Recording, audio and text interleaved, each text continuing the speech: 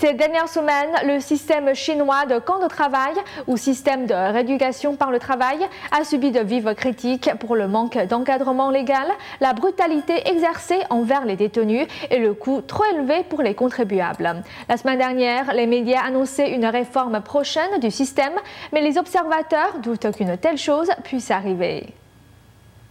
Les rapports annonçant la fin du système chinois des camps de travail ont rencontré beaucoup de scepticisme. Et ces doutes pourraient bien être justifiés. Selon un rapport du journal d'État Global Times, mardi dernier, les responsables des camps de travail d'au moins 6 régions de Chine ont dit n'avoir rien entendu au sujet de changements au sein du système et encore moins de sa fin. Pourtant, certains journaux d'État avaient publié des articles à ce sujet la semaine dernière. Le régime ne veut pas mettre fin au système de camps de travail. Ils vont simplement effectuer de petites réformes pour dire de faire quelque chose. Mais si c'est le cas, ces soi-disant réformes ne changeront rien à l'illégalité du système, ni aux conséquences publiques qu'il génère. Le système chinois des camps de travail ou de rééducation par le travail date des années 50. Il est contrôlé par le Comité des affaires politiques et juridiques, un organe puissant du Parti communiste. Les critiques accusent ce système de servir à faire taire les dissidents chinois et à réprimer des groupes comme les pratiquants de Falun Gong. Et c'est une des raisons pour lesquelles le Parti communiste ne peut pas modifier ce système.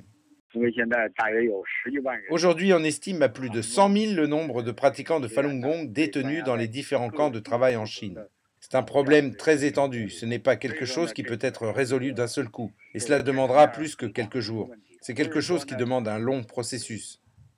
Les camps de travail chinois représentent aussi une source lucrative. Les camps proposent une main-d'œuvre abondante, à bas prix ou gratuite, une aubaine pour l'économie chinoise reposant massivement sur les exportations. Les rapports de réforme du système des camps de travail ont été accueillis avec précaution et beaucoup ont mis en garde contre un optimisme prématuré avant que les détails de ces changements annoncés ne soient rendus publics.